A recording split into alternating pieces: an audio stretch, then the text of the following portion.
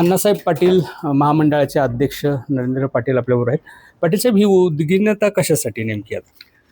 मराठा समाजाला व्यवसायाच्या माध्यमातून प्रभावांमध्ये आणण्यासाठी मराठा मोर्चाच्या आंदोलना माध्यमातून तत्कालीन मुख्यमंत्री त्यावेळेला भारतीय जनता पक्षाचे देवेंद्र फडणवीस साहेबांनी महामंडळाची पुनर्निर्मिती केली. त्यांचा आधार धरून महाराष्ट्रात दौरे करून मराठा समाजाला त्यांच्याबद्दल एक विश्वासार्थ निर्माण झालं की जे आजपर्यंत इतर मराठा मुख्यमंत्र्यांनी केलं नाही ते देवेंद्रजींनी केलं.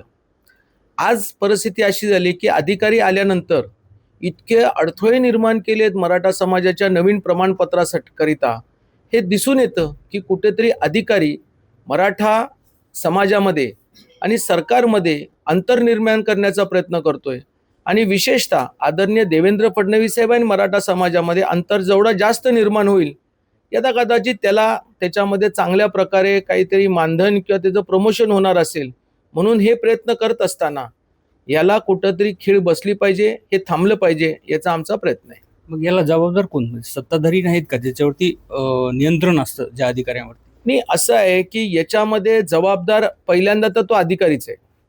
शासनातून सूचना झाल्या असतील तर मी समजू शकतो, पण शासनाच्या वरिष्ठांकडनं कुठल्याही प्रकारे तोंडी किंवा लेखी सूचना झाल्या नाहीत. याचा अर्थ क्लिअर कट होतो की हा अधिकारी महामंडळामध्ये यायच्या अगोदर त्याच्या मागच्या पदामध्ये ज्या जिल्ह्यात काम केलेलं आहे त्याच लोकांनी याला कुठेतरी चढवलेले दिसतंय की मराठा समाज आणि भाजप आणि एकनाथ शिंदे कुठेतरी समीकरण जुळतंय.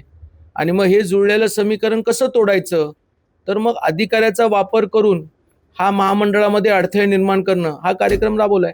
यावर उपाय फक्त राजीनामांचा इशारा देणंच आहे सफिशियंट नाही. याच्यामध्ये मुख्यमंत्र्यांनी गांभीर्यात घेतलं पाहिजे, सत्यता तपासली पाहिजे. विखे पाटील आमचे उपसमितीचे अध्यक्ष आहेत, त्यांनी एमडींना सूचना केल्यात की तुम्ही चेअरमनच्या आणि मराठा समाजाच्या विरोधात जाऊन वेगळा काही निर्णय घेऊ नका. पण गडी ऐकतच नाही.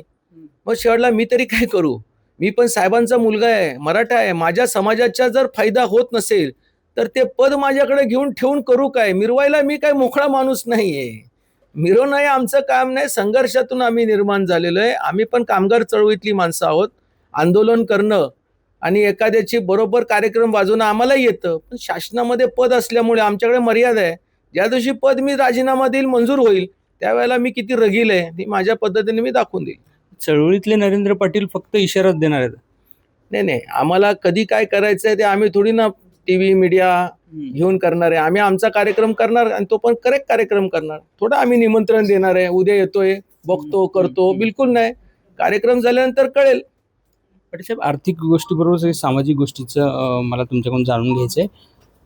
मराठा समाजाच्या आरक्षण उपवर्गीकरणाचा पण एक विषय चालू आहे. वेगळ्या याचिका आहेत, त्यानुसार ती चर्चा चालू आहे. अर्थात ती प्राथमिक आहे, त्याच्यावर तुमचं काय मत आहे? असं खरं म्हणजे कोविडच्या कालखंडामध्ये सुप्रीम कोर्टामध्ये ज्या पद्धतीने स्टे मिळाला SCBCला, स्टेच्या नंतर 6 महिन्यानंतर आमचं जे काही आरक्षण भाजप आणि शिवसेनेचे मुख्यमंत्री म्हणून देवेंद्र फडणवीस यांनी दिलं ते नाकारण्यात आलं.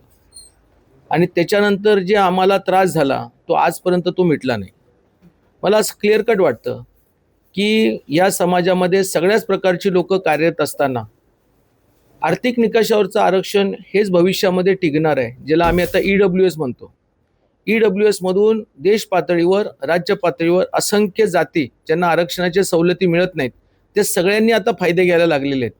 आणि कुठेतरी तांत्रिक अडचणीमध्ये अडकून शासनाला आपण वारंवार आव्हान करून इतर जातीमध्ये द्वेष निर्माण करण्यापेक्षा आर्थिक निकषाच्या आरक्षणावरती जर आपण व्यवस्थित पाठपुरावा केला आणि सर्वच समाजाला आर्थिक निकषावरचं जर आरक्षण या ठिकाणी राज्य आणि केंद्र सरकारने लागू केलं तर मला वाटतं हे जातीपातीचं राजकारण संपुष्टात येईल आणि गरजू खरा शेतकरी जो कुठल्याही जातीचा असो त्याला त्या ठिकाणी न्याय मिळेल. हा उपवर्गीकरणाचा विषय तोच आहे का? पुन्हा परत त्याच गोष्टी, परत तोच अडथळा?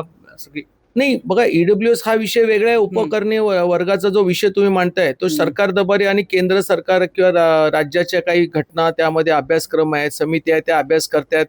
पण माझं एक प्रांजळ मत मी जे मांडलं, जे माझ्या वडिलांचं त्यावेळेला होतं आणि आज हीच परिस्थिती देश पातळीवरती चालली की आर्थिक निकषावरती आरक्षण याला लोकांनी मान्यता दिली तर सहजासहजी तोच प्रश्न सुटेल.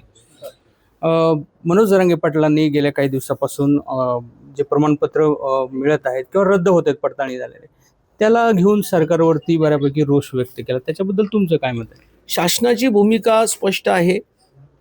मुंबईचं आंदोलन ज्यावेळेला मनोज जरांगे पाटलांनी उपोषण सोडलं, त्यावेळेला उपसमितीचे अध्यक्ष विखे पाटील साहेबांनी सरकारशी चर्चा करून जो निर्णय आणला, त्या निर्णयाला हैदराबाद गॅझेटच्या कायदा लागू केला. आता आपल्याकडनं कुणबी प्रमाणपत्राचं सर्वेक्षण बऱ्यापैकी झालं, 80% झालं किंवा 100% झालं. आणि ज्यांचं कुणबी प्रमाणपत्राकरिता ज्यांच्या आजोबा पंजोबाजांचे जे नोंदी फार फास्ट टाईमनी जर शोधून काढलेल्या आहेत, त्या आधारावरती जे झालं ते योग्यच झालं. त्याच्यामध्ये काही त्रुटी असतील ते पण सरकार त्या ठिकाणी मार्ग काढण्यास तयार आहेत. पण वस्तुस्थिती आहे की आर्थिक निकषावरती आरक्षण हाच एक मुद्दा चिरकाळ टिकेल असं मला वाटतं. रवींद्र मुंडे, एबीपी माझा, जालना. एबीपी माझा, उघडा डोळे बघा नीट.